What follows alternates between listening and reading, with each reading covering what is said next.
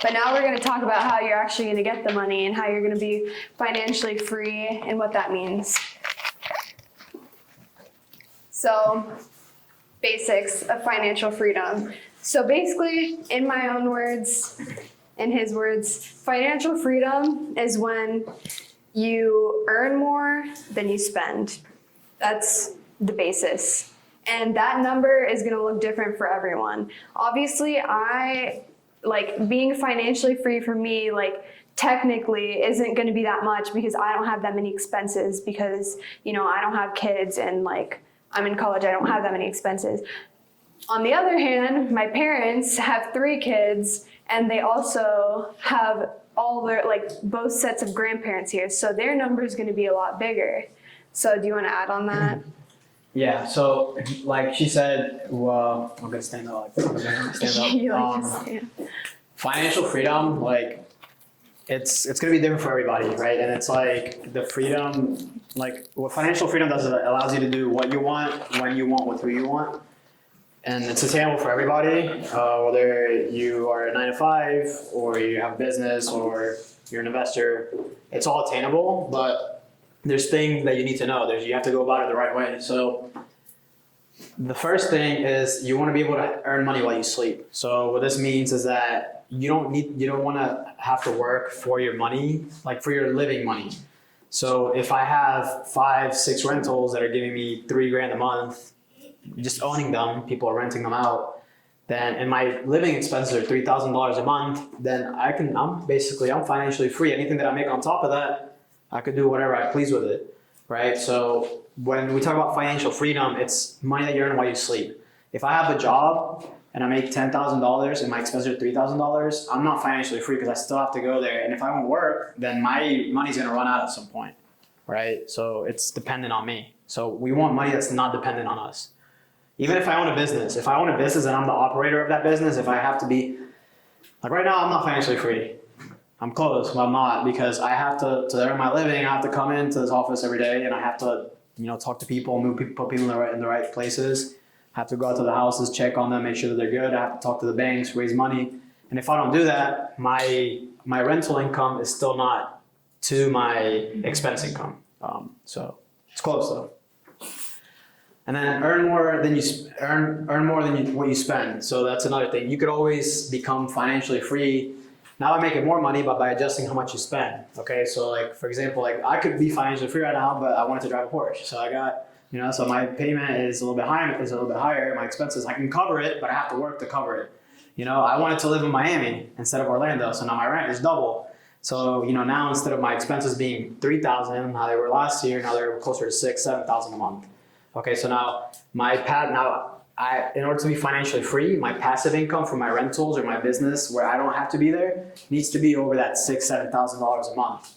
Whereas before, I think I was financially free last year because I didn't have the car and I didn't live in Miami. So it's what you want, right? That makes me happy. I like living in Miami right now, at this point in my life.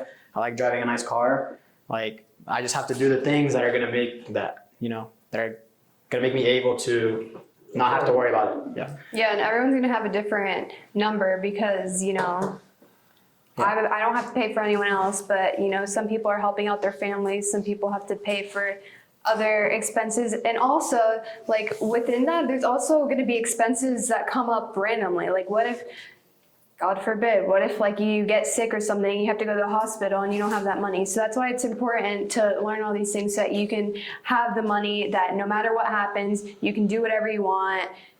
Worst comes to worst, you have that money to do whatever you want. So I want to just ask just a volunteer question, how much money per year do you think that you would need to be financially free? Anybody? I'll tell you my number after, but I want to hear from somebody. Wait, a year or Yeah, a year. How much money? And I know personally? Yeah, I know some people are in college, so you might not have a good idea of how much you need because in college before you're in the real world, it's so skewed. You think that everything is paid for, but then you get hit with that student debt and you get hit with having to go to work and all this stuff. So some of you guys might not be able to, but talking about some people are have a good idea of how much they spend. They're what's a good number for you to be financially free? $250,000. 250 grand? Okay. So 250 grand divided by 12. I'm not sure what it was. It's like would be the monthly. Yeah, like 20 something. 20.8. So you're telling me you're spending You're spending $20,830 a month. No. That's not what I'm saying. No. So then you don't need that to be financially free. What are your living expenses? Or like, what are your monthly expenses? I just told you mine. I live in Miami. I drive a $100,000 car. My monthly expenses are like $6,000. At the moment, probably 3,000-4,000. Okay. So how much is that? Let's put 4,000 times 12. 48. $48,000. You need $48,000 passively to be financially free. Okay, so like most people, they think that number is way higher than what it actually is, right? Because they think about all the different stuff that they spend it on. But that's just like a cherry on top, you know. But like what you actually need, you're always gonna need. Depending on where you live, you're gonna need a car. You're gonna need food. You're gonna need housing, and utilities. You know, and if you have, and it also depends like what stage you're at. I don't think many of us here have kids. I don't have kids. So I don't know if anybody here has kids. But if you have kids, then that's gonna, it's gonna raise that number. But most of us, I think everybody, realistically, you could be financially free with $100,000 passive investment. Now, to get that passively, you're gonna need to do some things. We'll talk about how to get that passively in a second. But that number is not as high as you think it is. Just across everybody. Because once you hit a certain point, and it's like now you're just wasting money, you know, like, and that's not bad. Like it's nice to travel, it's nice to have nice vacations, it's nice to, get a yacht, it's nice to drive nice cars, but you don't need it. Like, so for all of us right now, I mean, maybe not all of us, but most of us, like, it's really important to get to that point where you're like that should be like your first goal before all the luxuries and all the things. It's just getting to that like financial freedom. Okay, so how you're going to get to financial freedom, you have to start off with a skill. So, everyone's going to have their different businesses, but the three main ways that you're going to learn these skills are through school, self-education, and working. So obviously all three of these have their pros and cons, but you're going to learn from all three of them. And it's not saying that one is better than the other. So making an example out of myself, for school, I'm in school for accounting. So as much as I'm not going to learn some of this type of stuff in school, I am going to learn different numbers and how to do accounting so that I can use that skill to work in this business so I can do the numbers side of things to make the money, So then you go into self-education, I read, I go to things like this. That's making my brain shift and making my brain go a lot faster than it were if I was just doing school. And then working, obviously you're gonna get skills from working because you need to know how to do things and you need to fail and do all those things. But yeah, do you wanna add on the skills? Yeah, so I will add. Yeah, I know. So skills, you need to figure out what is valuable. To earn money, you need to provide value to the world. So I make money because I add value to new homeowners, or I add value to investors. I make investors money by selling these houses and giving them the returns. I'm adding value to these homeowners because I'm building these houses that are nice, they're affordable, and they can live in them, right? So I'm adding value. And to add value like that, you need skills. I need skills to know, how much the material, how to put together the company, how she did earlier. She put together, you recruit different people, you put them to a common goal, and you produce the house. So that's a skill that I have. Okay, I have some technical skills. I know how to program a little bit. I know how the real estate markets work a little bit. I know a little bit about law. So I have all these different skills that are valuable and that are hard to learn. Do you guys remember the wage chart that I was talking about? So skills kind of have to do with labor because you need to know, you need to be able to add value first. And so if you're doing things that are not easy to learn, that are in high demand, that are more risky, things that are harder to attain, you're gonna get paid more for it. And so how do we learn these skills? First, we have school. That's a traditional method. That's like how all of us are brought up. We go to school, we get a job, and then we get paid. Okay, so you can learn a lot of things in school. If you go to school, I highly suggest taking classes that are gonna help you do what it is that you wanna do. Instead of going to school and just taking, like I did, because I was focused on baseball and taking all the easiest classes, why don't you get in some challenging classes that might help you build your business or might help you add value to a company?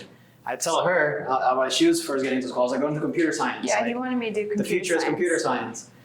She didn't want to do it. She's doing accounting, which is fair.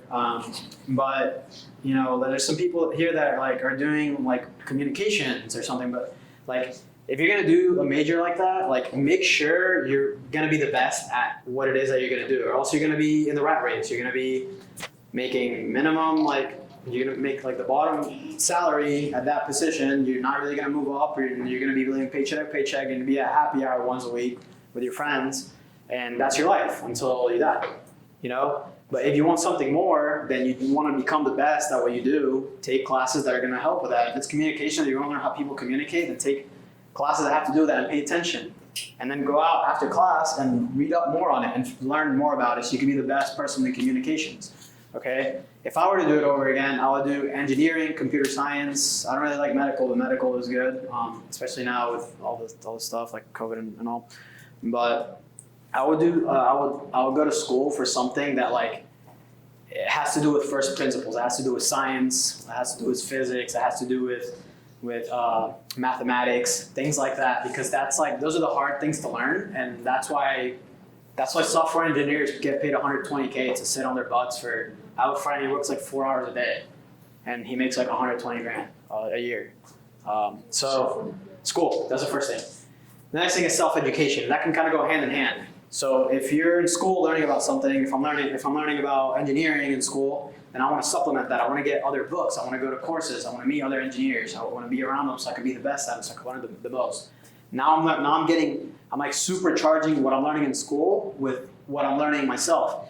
On top of that, you don't really go to school. They don't teach you really about business. They teach you about the concepts of business. If you're getting like an MBA, they don't teach you about how it actually works when you're running it. But self-education, like if you get a book on Amazon, you probably learn more. So you can learn about that. You can learn about like self-development, okay? Like this is all good in theory, but what are you gonna do when you wake up tomorrow? You learn all this stuff and like you just don't feel that fire in your chest. You know, you're like, you just do the same thing you've always done. So personal development is key. If you are not good in a good mental state, if you're not like working at your highest output mentally, like personally, and you're not happy, and you're not like you don't have like a purpose, then you're not gonna be able to do any of the stuff that we're talking about. Like it's not gonna work because you need to work on yourself first. So self-education can help with that. Third way to get the skills is working, and working is probably one of the easy, like it's the most key way to learn because you're gonna learn a lot while you work. Like Camilla can read all the books that she wants, but she'll never know how to like build a property until she goes out there and sees how everything is done.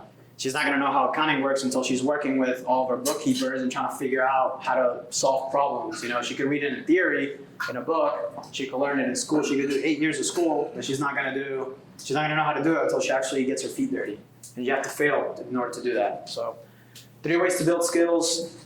Make sure you're spending time learning skills that are worthwhile, that are in demand, are hard to learn, and aren't gonna go away. Like there's just scarcity.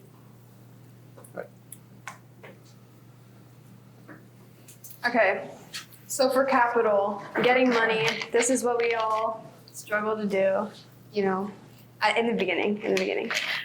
So like he said, wages, profit, and rent, that's how you're gonna get your money. So Amar, for example, he's working, he saved up money, now he wants to invest in a house. And he's gonna do that and he's gonna reinvest it, but he's also gonna get money from the bank too. So you need capital in order to, you know, start your business, fund your business, and with real estate, obviously, you need to put money down. And this can come from many different ways. So if you work a job, you can save money from that. If you employ others, like he said earlier, he basically explained like the bottom 3 things. Yeah, so I mean capital, so now you have a skill, okay? I have a skill now to know how to build a house, okay? I have all the knowledge, I have the experience, I can provide value. I can add value. I can go up to you and be like, hey, I'll build your house. And I can do it confidently, I can do it. I have that skill. And I can charge them for it, okay? Now I have to decide, okay, how am I gonna charge people for it? I have 3 options. I could do wages. I could be like, hey, I'll work for your company and build your house.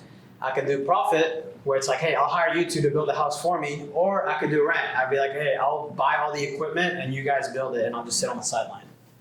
And so that's something like when you guys, after you acquire a skill, after you know what it is that you're gonna do, now you have to figure out how you're gonna deploy those skills in order to earn capital.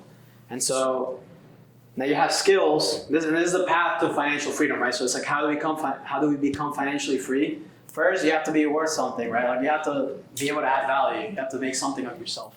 Then you figure out how to solve problems using what you learn, like what you know how to do, what your specialty is. And that's how you're gonna earn capital. And so we'll get into the next part. Oh, wait. Okay, so this is our business model, okay? So we chose primarily the profit, okay? So the profit side. So our business model is we find a property, like an ugly property or a piece of land. We add value to it with our skills, okay? In our case, we hire all the people. We show them, hey, you're gonna do this like this, you're gonna do this like that, and we're gonna do it in this timeline. Similar to how the example earlier. And then we're gonna exit. So find property, add value, exit properly. That's not a typo. We're gonna exit properly. We have the knowledge to know how we're gonna exit that property. We're either gonna sell it or we're gonna rent it, and we're gonna make money that way. Okay, and so we're gonna have that capital, and now we have capital, right? And so we're working for this capital unless we're an investor. So we want to get from like being a wage earner and a profit, like a business owner, to an investor, because that's how we're going to earn money how we sleep. Where you're going to have a high paying job, and we're gonna put money away. Okay, so like she said, he has a job, he earns money, he has money saved up. Now he's going to deploy that into property. He might deploy it with us. We'll give him 10% return per year. Over time, it's going to compound, and he's going to have a lot of money saved up, and hopefully enough to fund his expenses.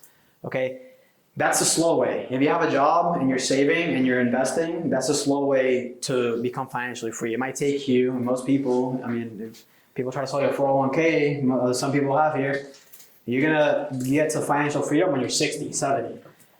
My grandparents are 70. They can't really do much. Like, they're happy, they go walking. I want to be able to have financial freedom when I'm younger, so I can enjoy my kids growing up, so I can play catch with them, I can be there for their practices. I want to be able to travel, I want to be able to hike. You know, when I'm 70, I want to be on the beach sipping on some wine. So I don't want to become financially free when I'm older. And so that's fine if you do, like it's fine, but we want to give you guys options and the opportunity to decide. For us, when you become a business owner or an investor, when you become a business owner, you speed that process up, because now the amount of profit that you're earning is a lot more if you do it properly than a laborer or a wage earner, because you have no cap. You kind of decide how much you're going to make. Like, okay, I want to make $1 million. All right, what do we have to do to make $1 million? We have to build 10 houses. We have to do 2 duplexes. We have to sell them at this price. As opposed to, when you have a job, it's like, all right, here's your $80,000 a year, and we'll give you a bonus, and then this. So it's just a lot slower, and you're capped. Even I remember one of my mentors. He's in real estate as well. It's not my dad, but one of my other mentors. His first job out of college, he went to like the manager, and he asked how much the top employee, the highest manager earned. I forget what company it was, and he's like, oh man, he's super high up there. Like, this makes a lot of money, man. It could take 10 years. He's like, no, tell me how much. He said, and he told me he makes 150 grand a year. And Giovanni, my mentor, he left. He quit. He's like, he didn't want to be capped there, And with Spider-Man said, with great power comes great responsibility. If you're gonna leave, then you're taking a lot more risk, and you run the risk of the exercise area that she's like, damn, I only made $2. So it's like, you have to have those skills. You have to have really good skills in order for that not to happen. And that's not just, if you're a great engineer, it doesn't make you a great businessman. We have an engineer that we work with. He's not a great businessman. And so he does so much business with us, but he's not making that much money because he doesn't run his business, he doesn't scale, he doesn't have systems. For us, we started really small. We were doing 20 to 30 builds a year. Now we're doing 900. And so when we moved from 30 to 900, you would think we're making way more money. We're making more money, but it's not that much more because we didn't have the systems in place. So now what we're doing this last year, we've just been implementing systems to our company. So now we can actually retain those profits, right? So let's say business one, Camilla, her business earns $1 million a year, okay? But she keeps profit 500,000. Let's say my business does 4 million a year. I do 4 times as much business as her, but I only make 600,000. What business do you want to be in? Her. Camilla's, because what if she grows to 2 million? Now she's gonna make $1 million, and what if I grow $1 million? I'm not gonna grow proportionate to it. So you have to kind of, to be a good business person, you have to learn how to, you have to figure out how to retain more profit. And that's why, then you have no cap. You can earn as much or as little as you want, and then you have more freedom. And so for a business owner, for us, it's a little bit different situation because we happen to be in the same business that we invest in. So we do our business of building, but then we take that money and we buy rental houses or we keep the houses that we build, and so then we have our passive income. Okay, but for most people, it's not gonna be like that. Ryan might have his company where, they do landscape, construction. Yeah, but themed construction, but he's not gonna keep those houses. He might buy another house, he might buy a house from us as his investment. So our situation is a little different. People might think that we're investing in real estate, we are, but our main business is real estate, right? So for most people, our engineer, he might have an engineering company where he draws the designs, but he invests in real estate, or he invests in stocks, or he invests in other businesses. And that's what's gonna make him financially free. So that's kind of the concept that I wanna push through to you guys is, okay, you learn a skill, you get really good at it, you become the best at it, you deploy those skills in one of those 3 ways to earn capital. And with that capital, that surplus money that you have, you're gonna invest that into cash flowing assets.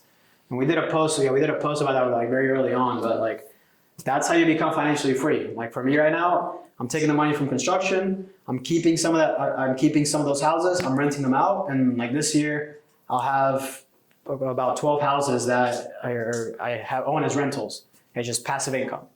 Okay, but I wouldn't have that if I didn't have the skills to be able to put the business together and then the capital from the sales of those houses, right? Last year, so 10 houses, you get a big chunk of change and then you put that into rentals, and now the rentals pay you back. So, Yep. Yeah, went a little long there. So when you're doing all of that in the process, obviously it's going to be super hard. And something that I feel a lot of people struggle with is, how do I keep myself motivated? How am I going to keep going when things get hard? And how do I just get that motivation to even start? Because was it hard for you to change your mind into growing more and not just staying at this stagnant point? Yeah, it changed for me. Well, I thought for me, I was always pretty disciplined and committed, me, but I had to change more so what I was focused on. I thought baseball was my life. When I was figured out I wasn't gonna play in the big leagues, I thought my life was over. I thought and my life was done. What am I even gonna do now? What am I gonna do with my life? Because I was so sure that I was gonna be a baseball player. So for me, it's more of a mindset okay, instead of growing in baseball, now let me grow in business and use that same energy. Yeah. But I know it's different for you though. Yeah. So, like I said earlier, when I was going into college and I was I had more time and I saw what other people were doing all the time. And I like to have fun, but also I'm not the type of college student that's going to go out 7 days a week, because I feel that just really messes you up. But 2 big questions that I want you guys to think about, and I think about myself a lot, is first, what you do every day that gets you towards your goals. So something that I've heard a lot in the past year is you want to act like right in this moment and like every day, like how you treat people, what you're doing, like your routines of the person that you see yourself as like in 10 years. Like what is that ideal person who's doing all those things that you want to do? How do they act? How do they treat people? Like what do they do in the morning? Like what type of things are you doing? I mean, every person is going to have like different routines, and we were talking about how to build habits earlier, but I don't think anyone has an excuse to like not do what I would call like non-negotiables. Like my parents, they work out every morning, they read every morning, they spend time with us teaching us, and I think that I do those non-negotiables like every single day. Like if you know me, like I have to do the certain things that I do every single day. So I want you guys to think about that and just think like, am I being today the person that I want to be in like 10 years?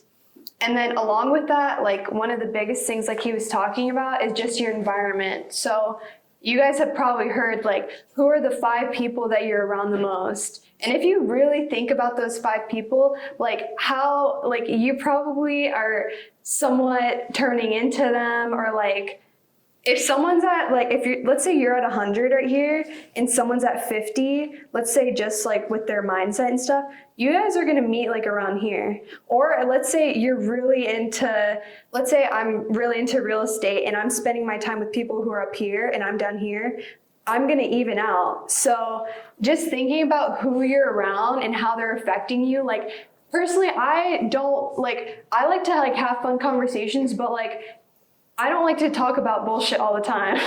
Like I want to talk about like my future because that's the only way that I'm gonna like get there, So the people around you really, really affect like everything that you're doing, like more than you guys would even like imagine. And that's something that I've been really passionate about talking about and just like thinking about all the time. And also another thing that like I do a lot, like especially in the morning, I like to like visualize. So like especially like when I'm like working out or running, like I just like visualize like what like my life will be like, or like how I will be like in the future. Like let's say I want to build like this huge apartment complex. I'll look at an apartment complex when I'm running by, I'm like that's mine, like I built that. And then like just like subtle like things, like it kind of sounds stupid, but like my dad swears by visualizing too. Like it actually does work, but just like changing your mindset and stuff like that. Do you want to add to that? Yeah. So one good way to remember this, we learned this in baseball, is you want to act how you want to be, or act how you want to feel. So you want to always act like the person who you want to be, and you don't have to wait to be the way that you're going to be. Like you could do that in an instant. Like your brain doesn't know the difference between what's happening in your mind and what's happening outside. So you can at any moment feel like you're wealthy. You can at any moment feel happy. And so if you act like it and if you are like living it, then that's your reality. You kind of choose your reality. A lot of people let their reality dictate what goes on in their heads, but it kind of works the other way around. Like I have a very strong belief that like you create like your own destiny, and you have like total control over it. But you have to know this. And they don't teach this in school. They don't teach you this when you're out, at happy hour. They don't teach you this at the frat bars or the frat parties. Like this is stuff that like if you don't start working on it now, it's gonna catch up to you. It's gonna catch up to you when you're getting married, when you have kids, when you're older and you have a midlife crisis. Like you always want to like know who you're going to be and then create that person in the moment. You might not be wealthy right now. You might not be the person you want to be right now, but if you're acting like it and you're kind of inching like the moment from when you're wealthy or the moment from where you are to the moment where you're going to be, you start shrinking that space in between those areas. You shorten the time, so if Camilla wants to do her wellness spa, if she continually thinks about it and feels how she would if she already owned it, then that time, it might have been 5 years before, now it might be 2 years, right? One thing is like you don't have to wait to become something. A lot of people think like, okay, like after I'm done with school, I'll do this. I was talking to my girlfriend, we're opening up a branch of design. She's an architect. She's not licensed yet, but she's an architect. She was in school for 6 years, got her master's, super smart girl. And she was like, see, like, I don't know if I can do these designs yet because I haven't worked, I don't have any experience. And I was like, well, you have to start at some point. Like, you can't wait. Like, what are you gonna go more? You're gonna go to more school? She wants to work for a firm. But I was like, well, you can just start right now, then go to a firm too, and then start learning. Like, you don't have to wait 5 more years, and it'll be 5 years later. You won't have like, the earlier you start, the better. Yeah, and I feel like that's also like that's a really important point because I feel like most of us are really young right now, and we might be juggling a lot of different things like school, or work, and starting as soon as you can. It doesn't mean you have to like start up a business like today, but thinking you could if you wanted to. You could if you wanted to. If you act like you're gonna do it, you can do it. But just like acting like who you want to be, I think is really important. And with who you're surrounding yourself with, you guys might come here, feel really inspired, really motivated, and then you guys might go home or talk to someone on the phone, and that's going to completely disappear.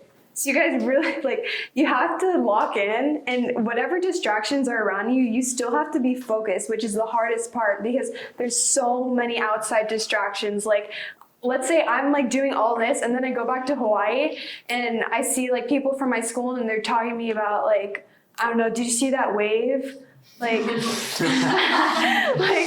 And I have to keep focused.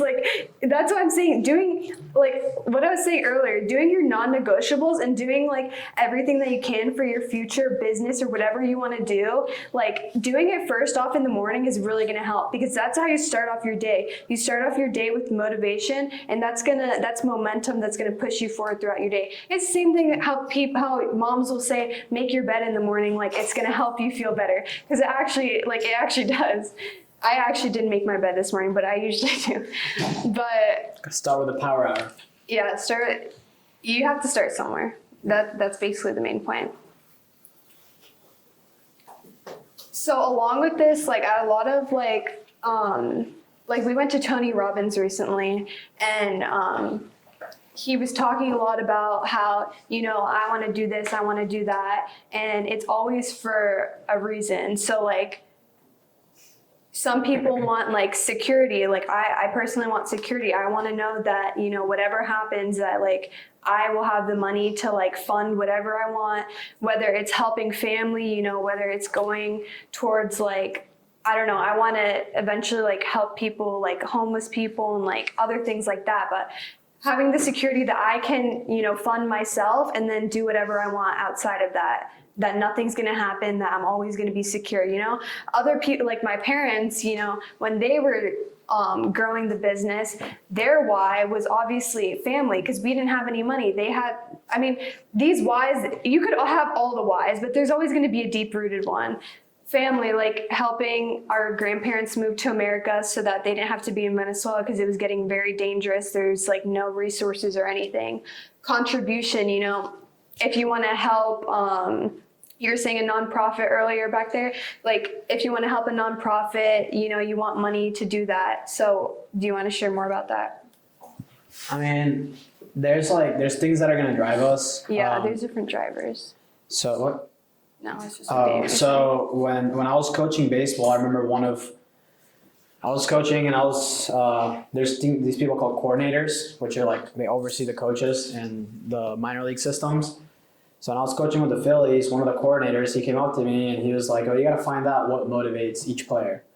For some players, what might motivate them is fame. With some players, might motivate them as women, some is money, some is family, some is recognition. There's so many different drivers for people, and you kind of have to figure out what it is. And so one thing, when I was younger, not even a couple of years ago, I was like, man, I don't know what my why is. But before, when I was playing baseball, I think, and you got to be honest with yourself. I think before a lot of it was significance. I wanted to be, and money. I was like, okay, if I play the big leagues, my financial is set up. And everybody's gonna know me. I'll walk around, and it'll be cool. And that's what I thought was what I wanted. And so now, obviously, I changed a lot. And so now it's more so okay, I want certainty. I want certainty to be able to, when I have kids, spend time with my kids and provide for them. I want adventure. I want to be able to travel. I love traveling. We just went to Japan in March. We went to Madrid, and I'm about to go to Hawaii tomorrow. And I wouldn't be able to do that if, like, I know how we're able to do that, you know, so that drives me, like, okay, I'm gonna work really hard because I can go to Hawaii whenever I want, you know, or I can do this. So it's like figuring out why you do different things, and figuring out what it is that drives you. You have to be really honest with yourself because it might be pretty superficial, and that's not a bad thing, especially at first when you're starting out, you know, because when you're young, like, you don't have too many dependencies. Like, you don't have kids that are depending on you. You don't have family that's sick. Like, you might, some people do, but like for us, like, I don't have kids. Like, my parents I don't have to take care of my parents. I can kind of do what it is that I want. So my driver might be a little bit superficial. And that's okay. I think it evolves over time. Like, when you're at a different stage in life, like, I'm getting older and now it's like, okay, I'm doing this, like, we're not making money from this, you know, like, we're giving back to people, we're meeting cool people, where I'm teaching her, like, that feels a driver in me to contribute, to leave a legacy. Like, I was pretty sick last year, I had some health issues, and so I kind of made me, I was doing some self-reflection, and it's like, man, like, if I'm gone, like, I want to have, like, some kind of legacy that I leave. And so that's one of my drivers now. So just like be really honest with yourself about why it is that you're doing things, and that'll make it a lot easier to get up in the morning and form those habits that we were talking about. It'll make it way easier to go out and cold call somebody and talk to people or finish school, do whatever. So. Okay, so also, like, at one of the conferences that we went to, we learned about limiting beliefs. So limiting beliefs, I mean, it's kind of, you know, but basically something that's like a deep-rooted, like, thought of something that just isn't true. Like a belief that you say it all the time, but it just isn't true. So, like, for example, sometimes I'm like, I'm not smart enough to run a business, like, but like, I don't know that. Like, I haven't run a business, like, I don't know that. So I want you guys to think about like 2 of your most limiting beliefs. You can see my brothers there too. And you don't have to share it, but just like write it down and just like think about it, because it's most likely not true, and it's most likely just all in your head. All right, so let's wrap up, and I want, if we can get like 2 brave people that want to share, and then we can kind of talk through it. That'd be fun. Go ahead. I'd say a big one for me is more like, I feel like since I'm so young, I'm not going to be taken seriously just because I am only 20 years old. Right. And I feel like if I were to try to do business with someone right now, or just try to talk to someone like in the business world and whatnot, I feel like they would just, I mean, this probably isn't true, but I just feel like they wouldn't take me as seriously just because I'm so young, you know? So do you think that because you're so young, like, is it because you're young or because you don't have the skills? Yeah, like I feel like even if I did have the skill, I feel like just like someone else would just see me as like, oh, maybe she doesn't know much just Right. because I am young. No, and that's very like, I mean, that's come happened to me when I was trying to raise money. But I think like when you're in that situation, like if you have the skills and you need to be confident in yourself, and you have to, but you also can't like be confident, but don't cheat, like don't lie to yourself. If you have the skills, if you think you can add value to these people that you're talking to, they'll know, because people know, like, game recognizes game, you know, like if you have like, I'm not sure what it is that you're trying to do or whatever, like I'll use Camille as an example. If Camille's trying to do a yoga studio or like a wellness studio, and she knows a lot about wellness, and she's maybe gone to school for wellness, so she's researched all that, she does it herself, you know, I see her, she works out all the time, great shape, great health, I'm gonna take her seriously. And I think that's why a lot of times that kind of industry, like the workout industry, like, so older, like you get like a 40-year-old businessman listening to a young 18-year-old about fitness because they look, that's their proof, right? So you just have to do the same thing, but I mean, it just depends like what it is that you're doing. So if you're trying to sell them on real estate, then you have to really show them that you understand. And for that, like you need to have proof. You need to have like a nice slide deck. You need to know what you're talking about. You have to use the right jargon. So I think when it comes to being young, like, yeah, people are gonna think that you're too young at first, but you almost have to wow them. And Because they're not like, going to be expecting, like, if you're saying that you're young, like, they're not going to, if they're not going to be expecting you to know it, and then you just, whatever you talk about, like, you really know what you're talking about, then they're going to take you seriously. And if you have, like everything to back it up, you know? it's funny, like somebody, like people will come up to my dad and be like, hey, like you want to do business together or whatever.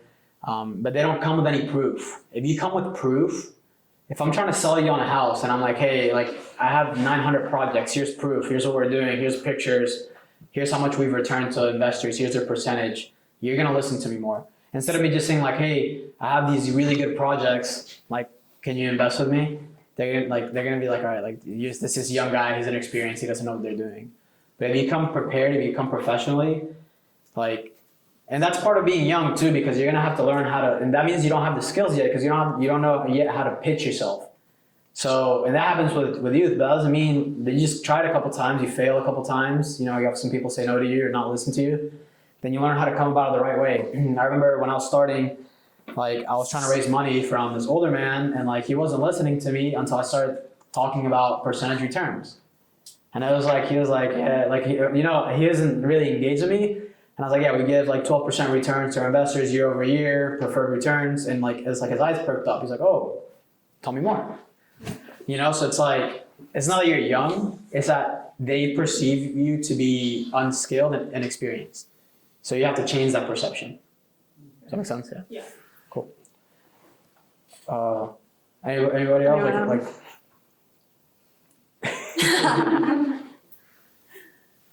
Okay. Let's go to the next slide then. Okay. Okay. So finding a mentor. This is one of the most important things, in our opinion, I would say. Luckily, we do have, like, obviously our parents as mentors, but we have found other people to mentor us, because we can't just, you know, some people will know more than them or know different things that they don't know. So it's really important to find a mentor. First, for guidance, obviously they're going to show you the ropes and show you what you're doing. Obviously you want to know what you're doing, but they're going to give you further explanation. And then inexpensive experience. So expensive experience would be when they started and they failed, you know, they might have lost a lot of money, but now you're doing the same thing and they can teach you what they already know. So you're not going to do that same failure that they did. So that's why it's really important. You're shortening what they did. Let's say it took them 30 years. Maybe it takes you 15 or 10, just because they are showing you like what they know, and you're not going to fail in the same like areas that they did. And then also, obviously, if you have a mentor, they're going to know other people that could also be your mentors, or they're going to be different connections. Could be a business partner, could be an investor. So it's really important to have a mentor in whatever field you're doing. It could be anything. But yeah. Yeah, I think like a mentor, so there's two ways to get reputation. Like when you're working, one of them is to just be really skilled and really good at what you do. But that takes time, that takes effort, and that takes like social proof, which is just like work.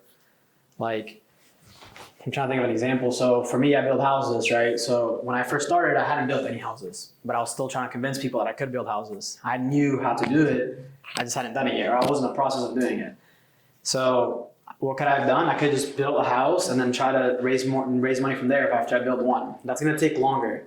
Instead, you know, I learned from my dad. I learned from him. I learned how he raises money. I do all of this, and then instead of me building a reputation for myself, now I can build reputation. People think I'm smarter because I work with him, you know, or even with Camilla. Camilla, you know, people probably like see her higher just because she's affiliated with this whole business. And same with me, but that could also work with you, right? Like you could build a reputation by being with a mentor and being around that circle. People perceive you as knowing more. Like I told you earlier, everybody's just winging it out there. Like nobody has all the answers, but people, like the way that human psychology works is that people represent you with like what they see you as. So if they see her in Hawaii, and be like, oh, like this girl knows what she's doing in business. She might not, she does, but she might not. You know, they might see me like doing business in Miami and be like, oh, like this guy knows. Like, no, I might not, but I have a mentor who like gives me more of a reputation, right? So mentors can give you guidance. They will give you guidance. It's like Camille was talking about, like the inexpensive experience. Like everybody's gonna have expensive experience. You're always gonna, wherever you do, you're always gonna fail at something and you're gonna learn from it. But like the less that you can have, the better, right? Like we had an issue in one of the areas we were building in where there's like an endangered species, like turtles, right? So my dad bought there first. He saw there was turtles. It cost an arm and a leg. It cost $2,000 to get a turtle removed. So what did I do? I was like, I'm not buying there. I'm gonna buy this place. So I just saved myself a lot of money just by knowing that there's turtles there, which I wouldn't have known before if I would just gone, if I didn't have a mentor, okay? And connections, okay? So if you have a mentor, like this is kind of some sort of mentorship, you know, like we're kind of on the same level, like nobody's like it's not like we're like super teaching, we're just giving you guys knowledge that we know, but now you might have connections, now you know us, you're connected with us, you know, you guys might be doing a film and you guys might be like, hey, do you know anybody that needs a film? Do you know anybody that has money to do a film? Now we're connected, okay? Now, if you're trying to sell, you know, if you want me to use your countertops, we might use your countertops. Now you have connections. So you have a mentor, it connects you to like different, just different networks, you know, because people know people. And you have, one of the biggest lessons that I've had over the last year, especially since we've gone from such a small company to like now doing a lot of projects, is that you need a lot of people and you need a team to help you do things and scale.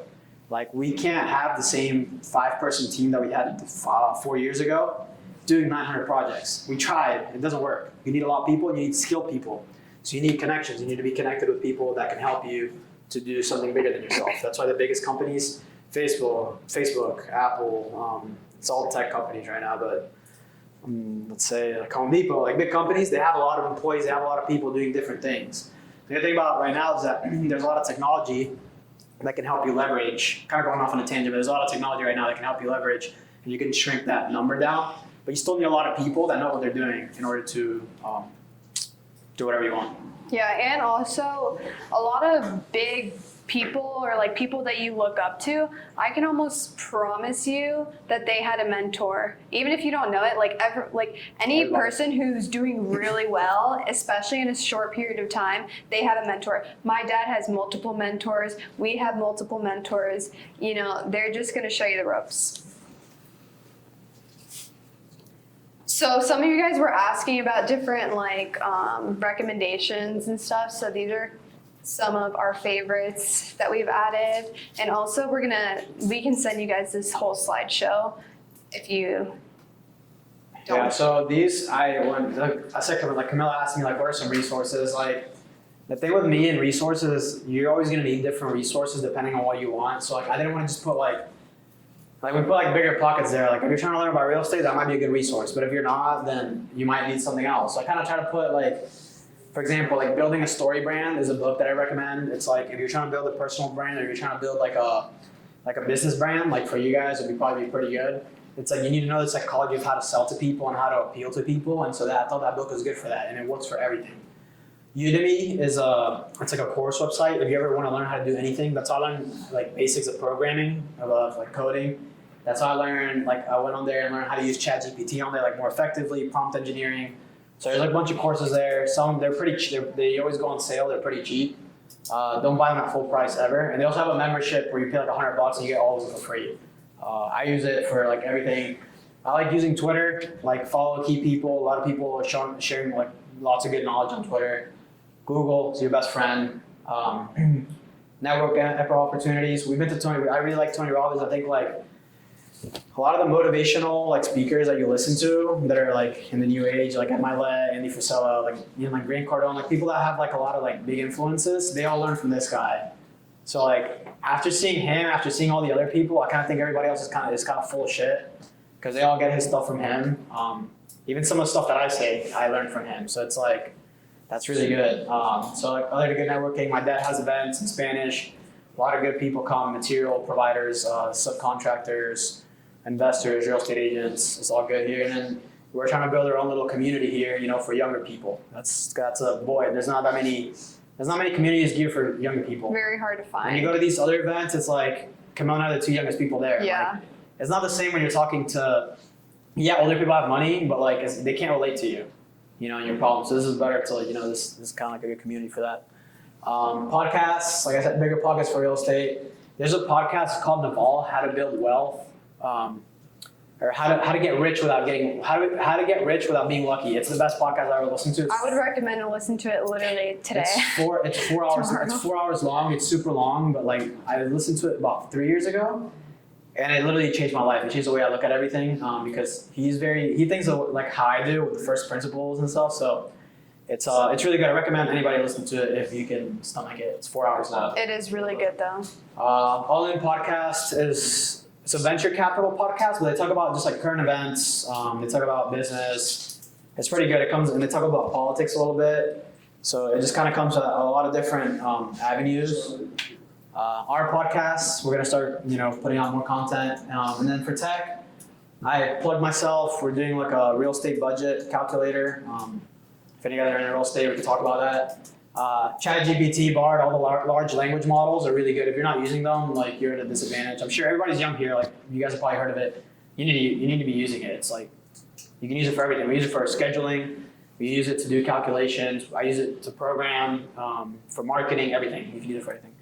And captions, I thought it was a cool one. If you guys create your content. If you guys saw the video that I posted like yesterday on the story with the captions, you literally just, is that the app you're talking about, the captions? Yeah, you plug it in, it's free. You plug your video in, and it puts captions on it. You can edit the words. It's super fast, and it's actually pretty accurate. There's some apps that aren't accurate, but that one actually is pretty accurate. Yeah, so we're gonna ditch like our editor that puts the word in there to just use this app because it's just better. It's more accurate. It's faster. And it's literally faster. takes like 2 minutes. If you guys are trying to market something and like video yourself a lot, it's a really good app.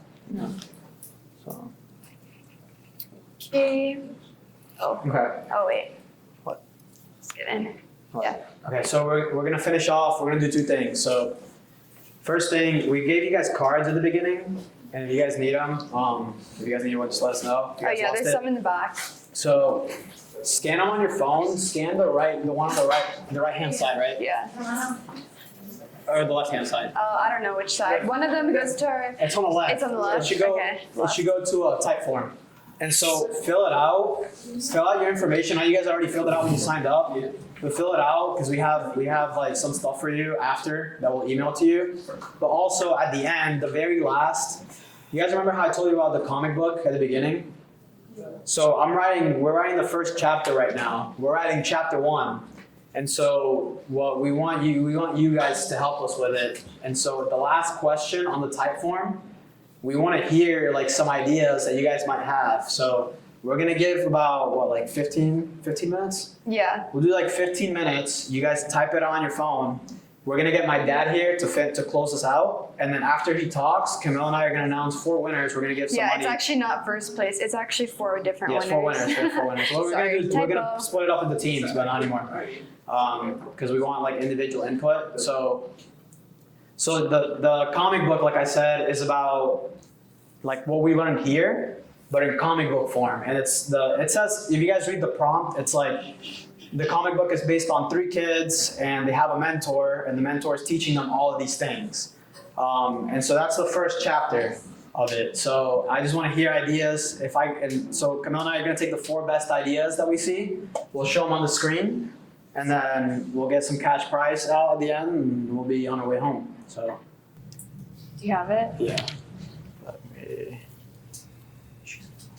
I think you have to. Oh, do I have to Let disconnect? me see. It's a guest room. Yeah.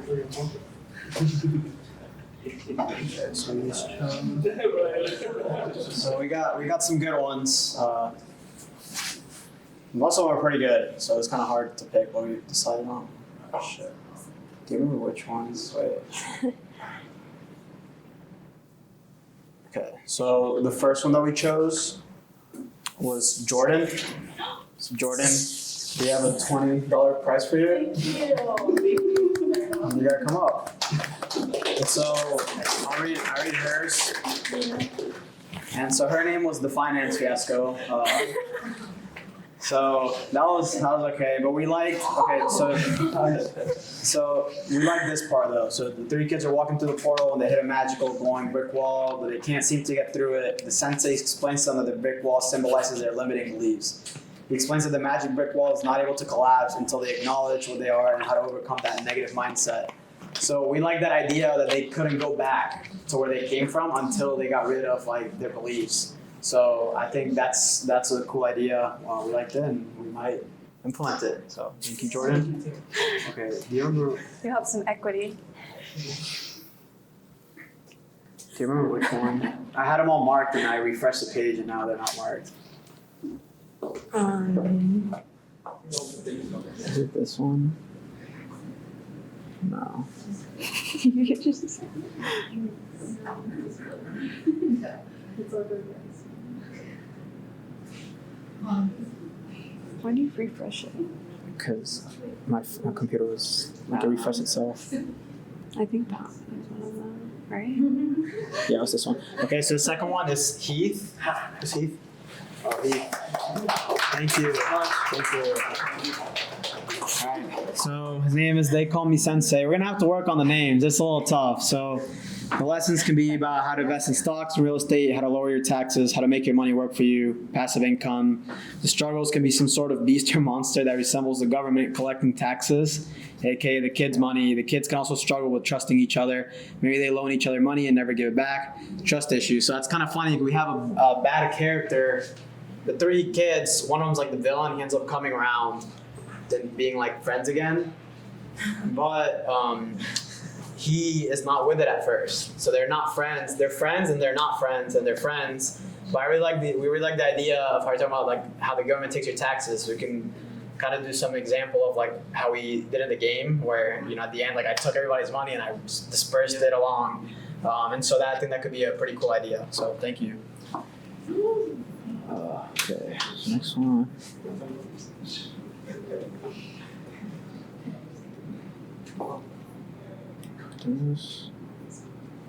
Honestly, like I don't even remember. Yeah. Okay, the next one was Silvana. Silvana. Thank you. This is more than a Slurpee. Yeah. What can you get? What can you get? A six pack. 5 4 for 4. 5 4 for 4. 5 4 for 4s. All right. So the name, A Portal to Success. So the kids must learn about spiritual and mental growth, assets versus liabilities. What are some assets that will have money work for them instead of working for money? Surround yourself with valuable people. You are who you surround yourself with. Taxes, government incentives. Rich people don't pay taxes. How to find the right mentor. How to overcome failure. Learn instead of giving up. How self-education can benefit you / how working to learn is more important than the money you make. Finding what motivates you. Be a risk taker. Learn how. So I thought this was a really good like culmination of everything that we talked about. And so I think we could definitely. It's like a different wording of how we thought about it. So this was pretty good idea. That we'll definitely include it at some point somehow. Okay. Yeah. All right, so that's 3. So we're picking 5 winners. We have 25 or 5 20s. I didn't have them. I had them marked and then I refreshed the page and I don't. I think we picked I this think it one, was right? that one. Yeah, okay, so the next one is Jose Dilo. Jose Dilo 8.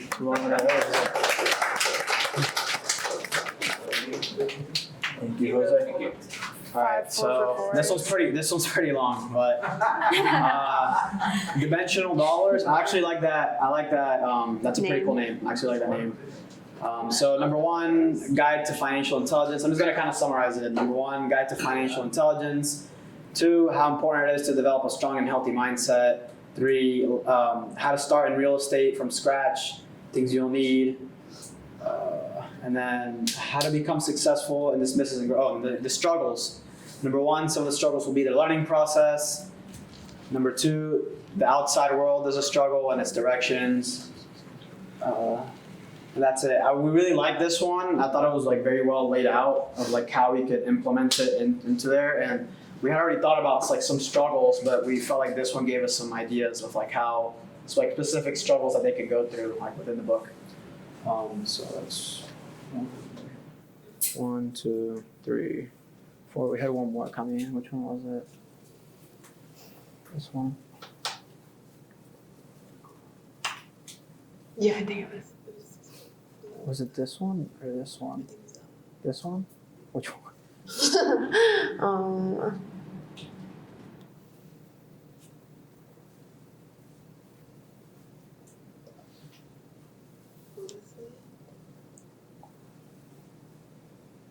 Sorry guys, We're like, we had them picked out. But you refresh the page. I refreshed the page. I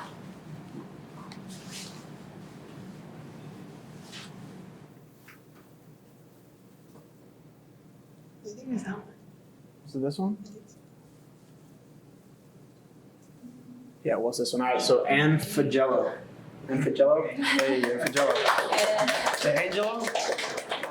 Andres. Thank you, Andres. All right, so, oh shit. All right, so skyscraper success, how to unlock their mind limits, how to leave behind fear, how to take action, make real ideas, how to find money to make it happen, invest your bank. 5, how to grow using good management of taxes, struggles. Everyone is going to face adversity in whatever they're dealing with in business and their relationship with people and family. I think teaching how to face real problems and find a way to solve it since you're young can be a real clue to success. For example, here you get some English classes in here. I'm sorry. For example, I think a problem that people can have is the way they receive the information. People can think success is difficult, and also they think getting educated is hard too. But I think with this comic, you can find like an excellent way to teach young people how to unlock their possibilities. So I just thought it was that? Sorry. No. Mommy. Yeah, we just thought like it was a good way to like kind of put everything together. So the point with the comic, we just want it to be catered to young people, and we want to portray like these characters and teach the things that we talked about today and more things. It's chapter 1. We're gonna have 4 chapters to it, and so I think this is a good way to it would be like a little guide. It's a fun project and kind of give back to others. So yeah, we're just gonna kind of close out, but we're gonna start like a group. I think. What did you say? Telegram. Yeah, Telegram. So we have their info, so you can start. Yeah, we have your information, like your number. Do they need to download it, or can we like invite them to We it? can just send them an email. Okay, we'll send you guys another email. If we don't have like your number or anything, then just shoot us a DM. But we're definitely gonna text in that chat a lot, and we're gonna do more events. Upcoming events. I know some of you guys wanted more like construction, so make sure to throw that more in there, or like raising money, different things like that. Or maybe next month we could do just a Q&A session with us and my dad if you guys want to ask any of us questions. Yeah, I think like that group, like we'll be able to communicate better, to our people before anything else. Things like that, like events that are coming up. Maybe once this comic is out, like maybe when we have it out, maybe we'll give like free stuff through there. Recommending different recommending books different and things. Also, like we might need as we grow, we might need to hire different people. Like you do film, like stay in touch. Hey, we need a film person, or we might need maybe somebody else. Like, hey, we need a real estate agent. We need something else.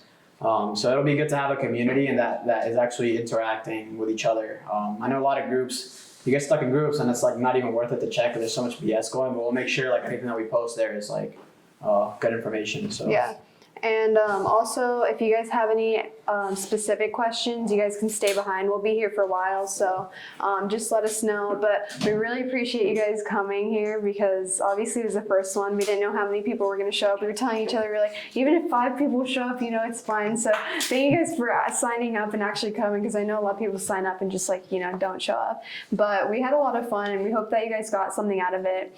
And if you guys, you're motivated or inspired to do something, hopefully you go home and you actually did it and you don't just stay stuck on whatever you're doing before. But yeah, do you have anything else to say? You took the word, yeah. Thank you guys. Thank if you guys aren't following us, please follow us, please support. And there's the QR code if you guys want the presentation. And Right, we'll the also send presentation it as well. on email too, if Cool. you guys Awesome. want that. Thank you guys. Thank you guys.